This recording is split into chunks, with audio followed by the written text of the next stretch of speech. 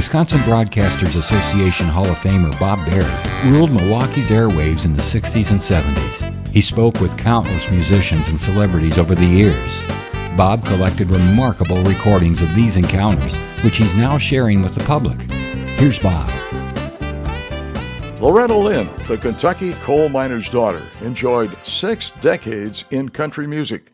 She had multiple gold albums and countless hits. When I was born to coal miner's daughter, and don't come home but drinking with lovers on your mind. One's on the way, tearing down your Bruder house, 'cause now I've got to feel. Loretta Lynn received many awards, including being nominated 18 times for a Grammy, and she won 3 times. She was the most awarded female country artist and was inducted into the Country Music Hall of Fame in 1988. She was awarded the Presidential Medal of Freedom in 2013.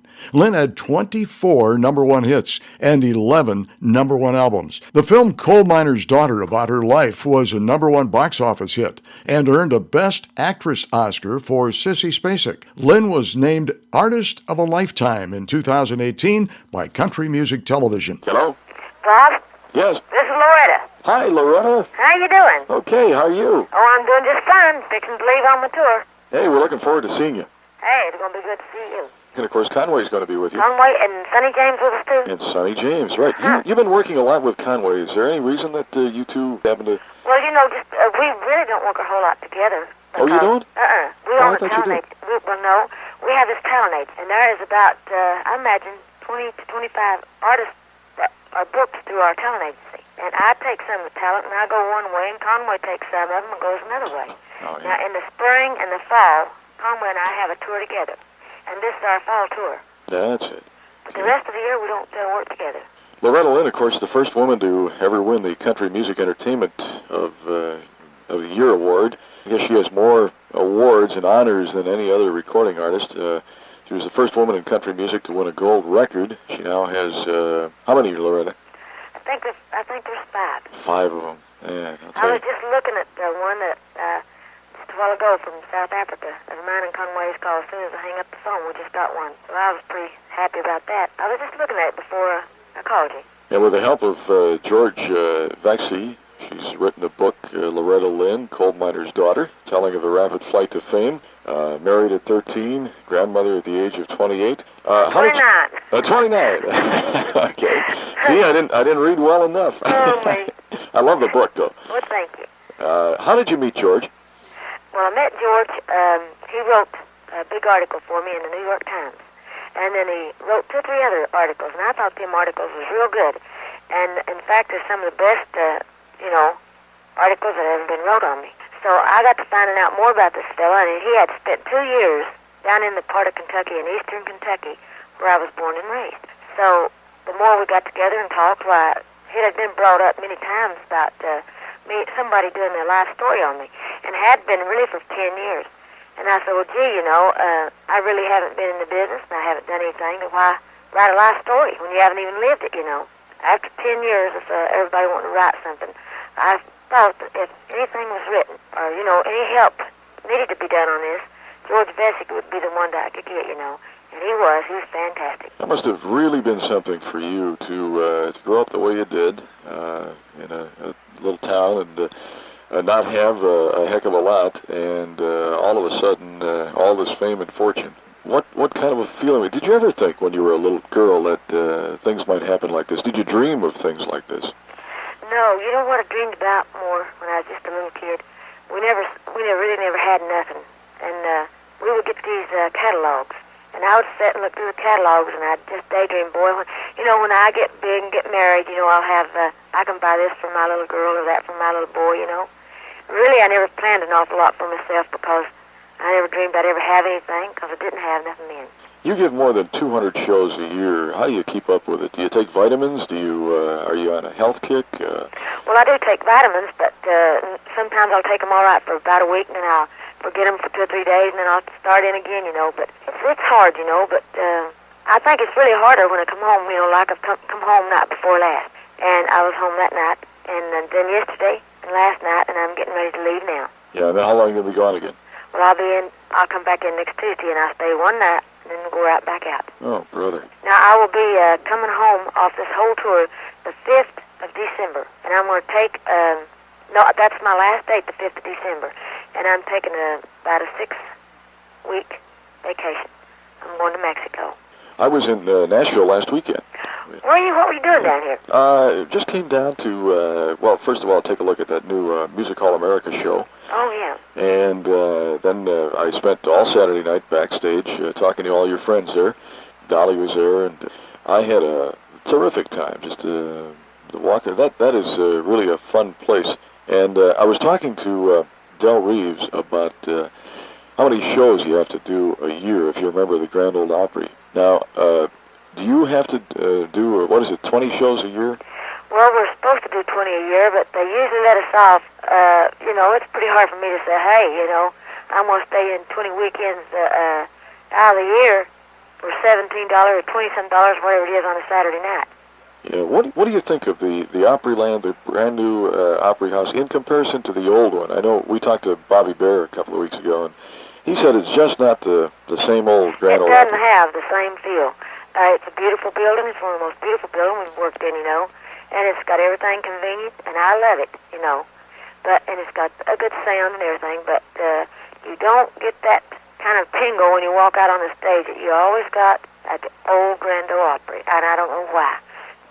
There is nothing, no way that anybody can express the feeling that a person has when they walk out on the stage at the old Grand Ole Opry. So I really don't know how to say it, but it just isn't there anymore, Do you live near that area? I live about 74 miles from Nashville, Tennessee. We own this little town of Hurricane Mills, and it's between Nashville and Memphis. And, of course, we have a big dew range down here for campers and horseback riding, just anything you want to do, It's really a seasonal thing, the dew range is. We have a Western store and a couple grocery stores. The museum it's my personal museum. It's really nice. Is there any jealousy at the Opry? Is there politics and things going on there? Well, I think you get politics and jealousy and stuff in anything, don't you? Yeah, I suppose. But what happens behind the scenes? There are people that, especially new singers, that cause problems for maybe some of the old veterans. No, I don't really think so. I think that the old veterans, that's the ones that has been there and has been the great stars. It would be pretty hard for them to hurt any smaller artist, or the smaller artist to hurt a great artist. I think where the jealousy is just among the ones that are trying, and that all of them in about the same category, and one's trying to get a step up ahead of the other one. What's great is you were named in the Gallup poll as one of the most admired women in the United States. You've been married 25 years. Usually, people with as much success as you've had have problems with their marriage. How did you keep it all together through all this? Well, it was very hard. I think everybody has trouble with their marriage. They have fights now and then, and it really does bother me if I come home and get into a little spat, and have to leave mad, and then maybe not come back into next week and got one day home, and you come in, it's going to be the same thing over again. It's not that easy to keep a marriage together and be on the road or be away, be away from them, or to be married 25 years, the same person. It's very hard these days, Yeah. I think there's just too much going on, and everything. The whole world's really moving too fast. Yeah, that's for sure. And it's real hard. So I think everybody has problems. So I wouldn't say that I haven't had any problems. How about talk shows? Do you enjoy doing those? It doesn't bother me that much. I really don't like to put all that makeup on and do TV. It's terrible. But I'm just not too much for makeup, and I'm like plain Jane. You never see me wear makeup or my hair fixed or anything. Just pardon me on hanging down. Is that true you fell asleep on the David Frost show? Sure is. Isn't that awful? Loretta, do you still get threats on you and your family, on your life? Yes, we do. I don't worry so much about myself, because when I get threats, if I worried really about getting threats and having to work as much as I work, I really couldn't work. You think you'd do it all over again if you knew what you know now? That's a hard question to answer, because it has its bad times and it has its good times. I really don't know. I really couldn't say what I'd really do if I knew what I knew now. I might just say, hey, wouldn't take nothing for the privacy and the love that I have here at home, the glamour and the success that I've had, but I don't know. You have a record now that is a big hit in Milwaukee and all over the country, Somebody Somewhere. One night I was kind of shocked. I turned on the radio at 2 o'clock in the morning on my bus, and all 5 stations were playing Somebody Somewhere at 2 o'clock in the morning. Boy, I'll tell you, the lyrics on some of these songs, it's unreal how they think of them. You know? I know it really is. And you know, when you're a songwriter and you're writing these songs, you just got to live the part while you're writing the song. And, of course, you kind of live the part, make it sound like it's really happening to you when you sing it, too. You have a way with the lyrics that is fantastic. You really get into a song. How do you psych yourself up to do this? What? Well, I think that when you are singing, it's just like acting, you know. You get into a song and sing this song just like it's happening to you right then. And I think that's how an actress or an actor has to do. Whatever the part he's playing, he's going to have to live it, and he's going to have to act it and believe that that's him or her, you know, that person. Now, why don't you introduce your record? Oh, Somebody Somewhere don't know what they're missing tonight. Thanks a lot. Okay, honey. Okay, dear. Bye-bye. Somebody somewhere don't know what he's missing tonight. Bob Berry, WOKY 9092. Thank you for listening to Bob Berry's Unearthed Interviews.